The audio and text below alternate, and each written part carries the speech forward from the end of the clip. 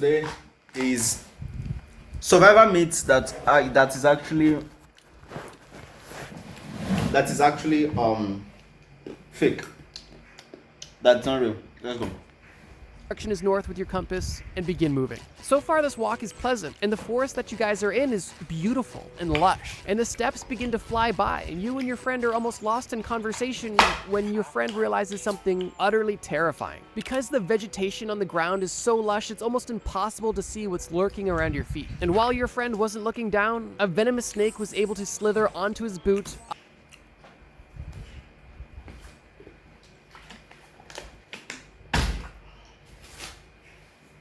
This is not the first thing I want to be seen in something like this. I promise you. This is not something I want to be seeing right now, bro. This is something I want to be seeing right now. But like, we're just starting. Let's go. Up his pant leg and wrap around your friend's thigh. But the Nice. snake didn't just end there. This snake, straight out of Diddy University, decided to bite your friend directly on the crotch. And by the time you even noticed the snake wrapped around your friend's leg, it was too late, and your friend was screaming in agony. Fortunately, you were able to quickly grab...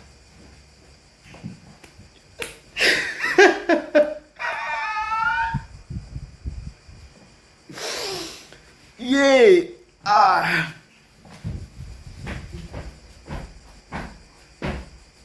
Wait, my question is, how did it pass everywhere and went to, like, so you don't see any other place bats? grab the snake and throw it off into the wilderness. But now you are left with a massive problem. Your friend has just been bitten by a venomous snake. But fortunately, he has a survival tip. It's common knowledge that when somebody receives a venomous snake bite, the best thing to do is immediately suck out the venom, right? It's only logical. The end to your wound is still fresh. If you can pull the toxins directly out of the wound, you're only dealing with a small cut and not any venom directly injected into your bloodstream. It's perfectly logical. And although the placement may be a bit unfortunate, you'd be willing to help your friend out if it was life or death. But in reality, this practice wouldn't be helpful at all. And here's how. Like I mentioned, it may seem initially logical that you would want to remove the venom by any means possible. And some people have even... My good friend, do you want to go into the jungle with me? Look into my eyes. Come, let's go inside the jungle. Let's go inside the jungle. Let something bat me. Follow me. Don't be scared. Don't be scared. I'm going to put it for you so that they will bat me. Don't be scared. Follow me. Suggested that you should cut the injection site of the fang to make it bigger to be able to suck out more venom. But the reality is this: once a snake has bitten its victim, there is no way for you to suck out any meaningful amount of venom. And if you were to cut the bite location, you would only be making the wound bigger, causing a higher chance of infection. Speaking of infection, putting your bacteria-ridden mouth on your friend's fresh wound is only going to increase the chances of introducing bacteria directly into your friend's fresh wound. And while it is possible to suck out a small amount of venom, it is not going to be a large enough amount to save your friend's life. However, it could be a large enough amount to cause your... I don't care. Hear me? Bring it. Bring it. Come and help me. Give me, it won't be large amounts. We are speaking big grammar in my ear. Come and bring it. Come, let me give you sock. You mind me. Serious bodily harm or potentially even death as well. So yeah, even though your friend was extremely keen on you removing the venom out of his wound the good old-fashioned way, you luckily both had access to Google just for this brief amount of time, and you were able to confirm that this practice was outdated and potentially deadly and fatal to both of you. Don't worry about it. The best course of action would be to limit your friend's mobility. This way, the venom would travel through your friend's body as slowly as possible, giving you the maximum amount of time to get antidote before things got fatal. However, due to plot armor, you had antidote on you, and you were able to heal your friend without doing any sort of mouth-to-wound suction. After you administer the antidote and you allow That's the only way. You have to mouth to wound me, bro. You have to mouth to wound me, bro. The fuck you talking about? Come, let me give you. What kind of talk is that one? You want to follow me to the jungle? To bandage himself up, you both continue on your trek through the woods, feeling better and grateful to be alive, but also feeling more betrayed. because so far, everything you thought you knew was wrong. But before you and your friend I'm can not continue wrong. to complain about how crazy that entire ordeal was, you run into a much bigger problem. A 750-pound problem that's looking you right in the face. All This right, let's see. problem is an adult, aggressive black bear. Yeah. Your Oh, first oh, instinct okay. is to run the opposite way, but before you can even turn, your friend whips his arm around and clinches your arm tightly, holding you in your place. You look your friend in the eye and he tells you, "Are you crazy, man? We can't run away. We have to act like we're already dead." And with your friend's iron grip being on your arm, you have no other option but to lay down beside him. And now the both of you are laying on the ground with a 750-pound black bear slowly approaching your position. You and your friend at this point may be feeling like you just saved your lives. You outsmarted the black bear, and in a few minutes you'll be back well on your way. But in reality, you just made the black bear's life a lot easier and served him up 2 meals on a single Damn! platter. I think most of us at some point have heard, if you see a bear, just play dead. But I think at this point, hopefully most people know that there is definitely some nuance to that. Specifically, that advice does not apply to I think all I'm bears. Black probably bears, for example, do not take well to people playing dead. And this is exactly why the bear is currently shaking your friend in his mouth like a dog that just got a new chew toy. Black bears are notoriously aggressive, and if you encounter one, your best course of action is 1, slowly retreat if it doesn't notice you, but if it is fixated on you, your best next steps are to get run. as big and aggressive as possible. Obviously, okay, you not can't running. fight this bear, but you want to make this bear believe that it's not even worth fighting you. You want to extend your arms and legs outward, look big as possible, yell, sound aggressive, do anything to intimidate this bear, and if Nah. you're convincing enough, you may even scare the bear in this process. Run Grizzly away. bears, on the other hand, are a bit different. Experts say that grizzly Run bears respond away. better if you actually do lay down on the ground, although it's best if you protect your neck just in case and remain still until the bear checks you Run out and away. hopefully leaves you alone. And if you happen to end up in a situation where you're face to face with a polar bear, your best bet is to pray. Because polar bears are like black bears, but worse. They are the most aggressive and the most likely to tear your head off. So yeah, although the advice of playing dead around a bear isn't fully inaccurate, it once again I can probably take a bear. I can probably take a bear. I think so. I think so, probably. I can outrun it. I'm faster than it. I'm stronger. What are you talking about? I can probably take a bear.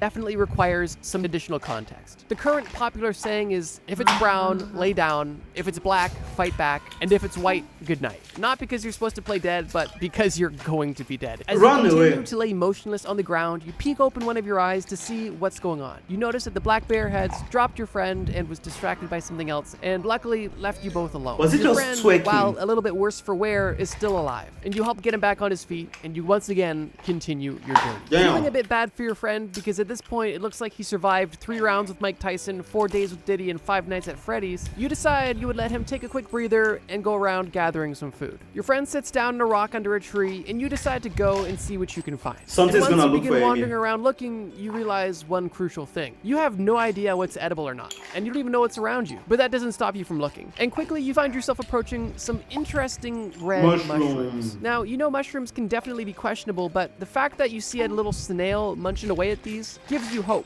And as you pick these mushrooms, you notice that there's actually small bite marks from chipmunks. This gives you all the confidence you need to pick a few mushrooms and put them in your pocket and to continue scavenging. You continue looking around when you notice a small bush with inconspicuous red berries. You've never seen these berries before, but it doesn't mean that you can't eat them. And while you're cautious of these mysterious red berries, you notice a small bird fly down into this bush and carefully eat these berries before flying away. And once again, you rationalize with yourself, well, if this animal can eat this, obviously I can. If something was poisonous to them, they wouldn't eat it. So you Valid. go ahead and collect some of these berries as well. And you Valid, notice that you've valid, been valid. scavenging for hours. So you decide to return to your friend and show him your loot. Your friend doesn't seem too enthused by the small handful of random mushrooms and red berries, but something is better than nothing. And you and your friend begin to munch on the world's weirdest trail. No, they are valid. Feeling Like, energized it's from the not- it's food not and problem. also feeling energized mentally that you finally had some knowledge that was Let me tell you something real quick. If the animal can eat it, you can eat it too. true. You and your friend both have a bit more of a pep in your step because you knew that you had at least some right information, right? That is until you realize your friend is looking in 2 directions and he is foaming at the mouth. In shock, you try to say something to him when all you can get out is a jumbled mess of slurred words, and you and your friend both pass out face down on the forest floor. Why? Why? Survival technique of eating what animals ate failed you both. And the reality Why? is, animals are just better than you. And just Oh, sorry. If they can eat it, doesn't mean you can eat it. Because the animal can eat it doesn't mean you can eat it at all. Just think about it. Every animal has developed its own unique way of digestion, and the things that our bodies are able to safely process and consume typically come from thousands and thousands of years of consumption. And on top of this, some animals are just built different. Like cows, for example, they have 4 stomachs, and every animal processes the same foods differently. The bird that ate those red berries, for example, was able to pass the toxic seeds from those berries directly through its digestive system without any issues. And those seeds that are now a part of its excrement are now replanted and continuing the life cycle of those berries. But in your case, those seeds have been cracked open by your teeth and are now infecting your entire body with deadly toxins. And the chipmunk that was taking bites out of that small red mushroom has a specialized stomach acid that can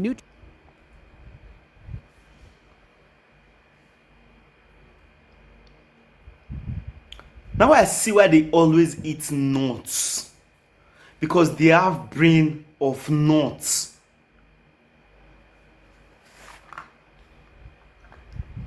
What the fuck?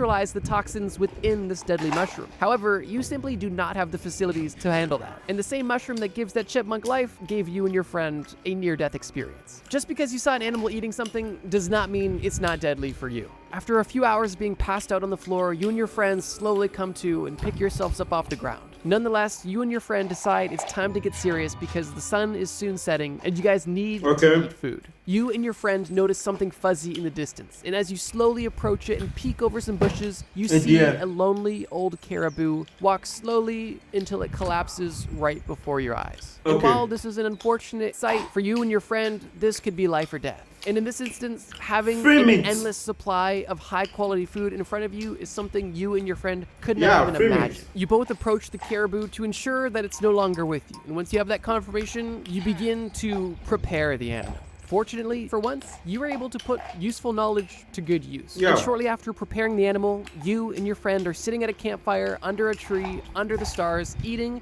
your first meal in what feels like forever. But as good as having a hearty meal feels, and as confident as you feel knowing you have a nearly endless supply of food, the reality is that you're not set for food at all. And while you might not realize it now, in the near future, eating this food alone could easily kill you. And the reason is simple but interesting. And it all comes down to biology. Your body simply can't digest protein without fat. And if your diet only consists of protein with no other micronutrient, your body could literally starve or develop protein poisoning. The term in this situation is called rabbit starvation, or the French-Canadian term caribou sickness. But they both refer to the protein poisoning I just mentioned. But the reality is if you are only eating direct, big game, lean protein, you are setting yourself up for failure. And it's because of this very real caribou sickness that beavers were extremely valuable to North American indigenous people, because beavers had such high amounts of fat, which is why beaver hunting and trapping was so important, not just for pelts, but also for fat, so that this fat could be consumed, allowing your body to properly digest the protein from the big game you also caught. Black bears are also a great source of animal fats, although it's much easier to trap a beaver than a black bear, for reasons we discussed earlier. But yeah, if you tried to live solely off of a big game carcass, you would soon find yourself suffering. Why not catch one beer and rest for the rest of your life? It's that easy. From a strange form of starvation, simply because your body needs protein, but it also needs other macronutrients to properly absorb and process this protein. Luckily for you and your friend, you're both blissfully ignorant to this fact, and you wouldn't be eating off this carcass for long enough to experience these symptoms. And after both of you have successfully filled your bellies, you decide that it's time to get some rest. You suggest to your friend that maybe you guys should build a quick shelter, just something to keep you guys safe. But your friend tells you that that's a waste of time and why is he not building the shelter before the sun went down? Stupid. Energy, and that you guys need to conserve your calories as much as possible right now. You both simply lay down on the ground and close your eyes to sleep. That sleep isn't peaceful at all. And only a few hours into your sleep, you wake up freezing cold, colder than the air temperature outside, and you're kind of at a loss. And the reason is rather simple. Laying directly on cold ground is a great way to rapidly reduce your body heat. Literally because the ground is stealing heat from your body and lowering your core body temperature, causing you to burn more calories to try to heat yourself back up while also absorbing all of the extra heat that your body is generating. So in a cold environment like the one that you're in at night, you could not only lose body heat, but also experience hypothermia just by laying on the bare ground, which is why you'll see outdoorsy people swear by a ground mat. Consider it insulation to keep your body heat within you and not being stolen by the ground. And now that you understand that collecting debris to lay on is a worthy investment of calories, you quickly put together a bundle of grass and leaves to make something soft, but also to make something to insulate your body heat. And you make a makeshift mattress that's large enough for both you and your friend. And you roll your friend onto it, you lay beside him, conserving body heat, and you close your eyes and experience your first bit of rest. The following morning, you decide it's time to start your day and continue your adventure. You begin to inform your friend about last night's discovery and how sleeping on the ground is not okay. But before you can even finish making your point, your friend stops you and points ahead. Because what stands in your way is something you haven't noticed until now. A massive snow-capped mountain. And there's no way around it. You and your friend now need to begin hiking. Luckily, you and your friend are energized from a good night's sleep and at least some sort of food that doesn't almost kill you. And as you and your friend begin to climb through this mountain, the temperatures begin to get lower and lower. And it's at this point when you're able to make the point to your friend that body temperature is something you guys need to keep in mind. And why not run? If you start feeling cold, run past the hill. You warm up like that. You sweat. You warm up. Survival situations. But as your friend brushes off your concern about body temperature, he tells you the only thing you guys should be concerned about right now is water. You begin to get nervous because now that you're halfway up this mountain and surrounded by snow, there's no water around you. But your friend laughs at you and reminds you that this snow is water. He grabs a handful of snow off the ground, which appears to be untouched, and begins to chow down on his solid water. And while to most this seems completely safe and logical, this is definitely not the most ideal way to consume water. The first risk that this poses is that this snow or ice could actually cause micro tears or cuts in your mouth, which could definitely cause problems down the line. But more importantly than that, consuming ice directly is a surefire way to lower your core body temperature, causing your body to work overtime to heat itself back up. Your friend may think that body temperature isn't an important ordeal, but you know that it's nothing to laugh at. And at this very moment, hypothermia is a much bigger risk to you than being dehydrated. But unfortunately, your friend is in a bit of a pickle. Because yeah, he was able to hydrate himself through all of the snow he just ate, but he's now shivering uncontrollably, and he's hungrier than he was yesterday because his core body temperature has been lowered and his body is consuming as much calories as it can to heat itself back up. Now, you're thirsty as well, but you're not willing to go through that entire experience. And what you do is a lot more wise. You remember watching the Outdoor Boys YouTube channel, and luckily you had the same supplies that he did. You scoop up snow into some sort of metal tin, you put it over top of a propane heater, and you allow the snow to melt, and then you consume the pre-melted, ideally room temperature water, allowing your body to not have to reheat it once it's consumed. Your body can simply use it as is. And the benefit of using this method as well too, assuming you have access to some sort of heat source, is you can actually kill any bad bacteria. But assuming that's not a risk here, you're able to at least avoid the whole hypothermia. That's actually smart. That's smart. After this whole water debacle, you realize that your friend's only chance of regaining any sort of just don't know, pour it on him. It's going to get better. Pour him the water.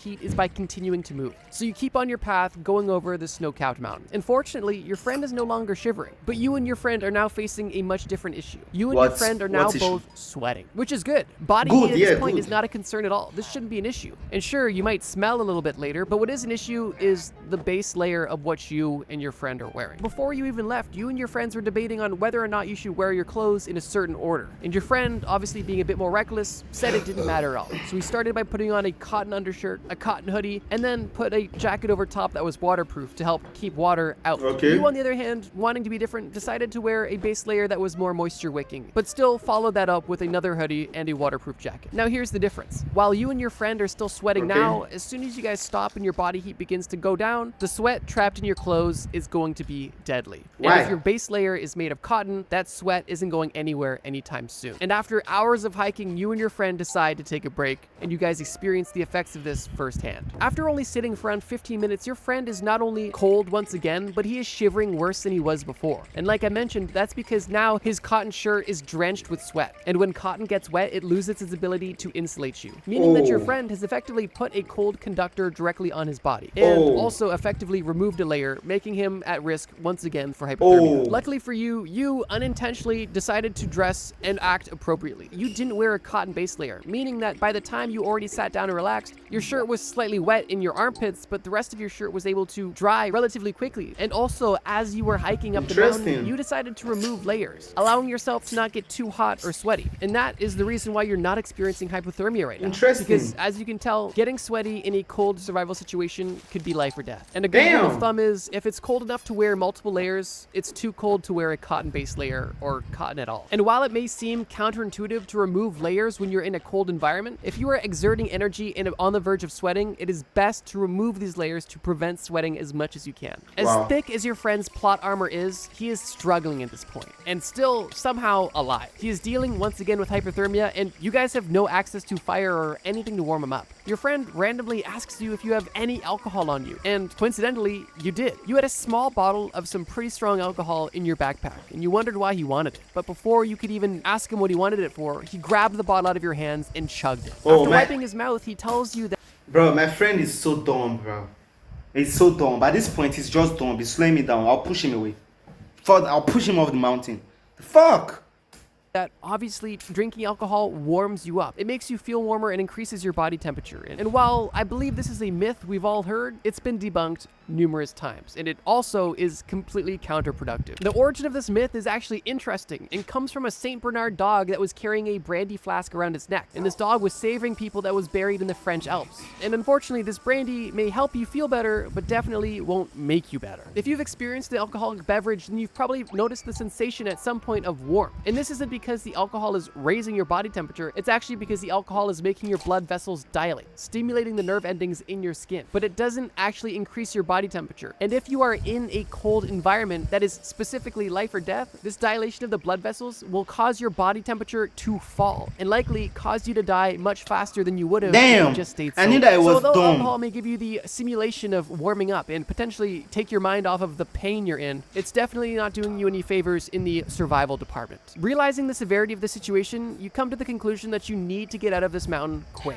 And while your friend is incapacitated and breaths away from death, you realize your best bet was to turn your friend into a toboggan and ride him down the mountain like Yeah, this is yeah, Cat in valid, the Hat movie. valid. And in only a few minutes, you went from the top of a snow-capped mountain to a place you weren't in yet. You weren't in the forest anymore. You were on a beach. And luckily, it was warm enough to help you and your friend feel better, and you noticed that you were on an Now ocean. my friend And is this about to ocean do could something be dumb your ticket again. to freedom. With both you and your friend being on your He's last about to brain do another- cells, he's you about both to do another intuitively dumb build a thing. raft with absolutely no plan of going anywhere and no knowledge on any sort of nautical construction. Regardless, you make a makeshift raft and set sail, hoping that maybe somebody on the water will see you and save you. After hours of sitting on your raft, you and your friend are once again hungry. And while your friend is still sobering up, you decide your best bet is to look for some fish. You take a dive off your raft and you find yourself surrounded by a school of fish, but Good. you're unable to catch any. That is, when you look through the school. It's easy to catch fish underwater. All these things ain't difficult. All these things are not difficult. Just swim and grab them. That's all you need to do. Just swim, grab them. That's all you need to do. It's so difficult to catch fish. What's the difficulty? What's this? Of fish and notice that a large shadow is approaching you. This isn't Even a big much fish. better, the This big fish. is a shark. Oh, and sorry. it's coming Oh, directly sorry. for you. You Oh, have sorry. nanoseconds Yeah, to my try to bad, decide my what bad. your next move would be. And the first thing that comes to mind is movies and TV shows showing you that if you punch a shark, you're going to be all right. So quickly and Yeah, that's intuitively, true. as the shark approaches you, you don't move out of the way. You simply assume a karate stance It's and true. prepare to punch the shark. Yep. Now here's the deal. If you were actually going to go through with this, there's two likely outcomes. The first is that you are able to successfully punch the shark Yep. and scare it away, similar to the black bear, making it seem like you're not worthy prey. But the more likely outcome is that you extend your arm and have your arm ripped off by a shark, and Oh, then have the rest of your shit. body consumed shortly Oh, after. oh, okay. Underwater, Don't- you don't- have don't almost punch- no strength whatsoever. punch the Like just shark. try throwing a full force punch Don't next time punch you're in the a shark. pool underwater. It's gonna do almost nothing. And besides punch this, the shark. sharks are ruthless killing machines. Damn. Even if you could throw your strongest punch at a shark, it's not going to be phased. Combine that with Don't your lack punch of the shark. agility in the Don't- water don't- and the don't- shark's don't- endless don't- agility in the don't- water, don't- your don't strike punch the effectiveness shark. and even misdirecting the shark is extremely low. If a Yeah, shark was my bad. in your area, you could easily push it out of your way or misdirect it by pushing its head if you had the leverage to do so. But even that is potentially risky. But in the situation when a shark is coming at you with the intent of damage, your best bet is to attack sensitive areas, specifically by by plunging your thumb into the shark's eye or Okay. gills. Really, the only two areas where you can cause significant damage and at least make the shark retreat temporarily. And so, in a last-minute split decision, you decide not to punch the shark, but to actually poke it in the eye, causing the job. shark to cry and turn around, leaving you Yeah, alone, yeah, and giving you yeah. the chance to climb back on the raft with your friend. At this What point, about the fish? you and your friend have been through hell and back. Your friend more so than you, but you are both now laying on your back, Because he's looking up at the dumb. sky, exhausted. And at this point, accepting your fate and understanding that maybe this trip was a mistake. And as you slowly close your eyes and take what appear to be your last few breaths, you notice a white light appear in your vision. A light that is so bright and so inviting. And you hear a noise, an almost angelic noise. And before you get the chance to meet your maker, you are hit in the testicles by a rope ladder that was dropped on your arm. Damn. And you realize that this light was a spotlight from the same helicopter that dropped you off. And while the pain you are experiencing is unbearable, you So realize they that you and your survived. friend are finally saved. You both climb the ladder and board the helicopter and feel like you have been given a second chance at life. As you both are flying That's home with such a the crew, the letdown. pilot asks you how your trip was and if you guys were able to enjoy the park that they left you in only a few miles out of town. And you and your friend look at each other and decide that it's better if you kept your stories to yourself and just told them you guys had fun, but that you wouldn't be returning anytime soon. Ladies and gentlemen, there you have it. If you enjoyed this Well, I'm going to give you my take. Come to me if you want to do something like this. It will be more easier for you. Yeah, that's my take. Peace out.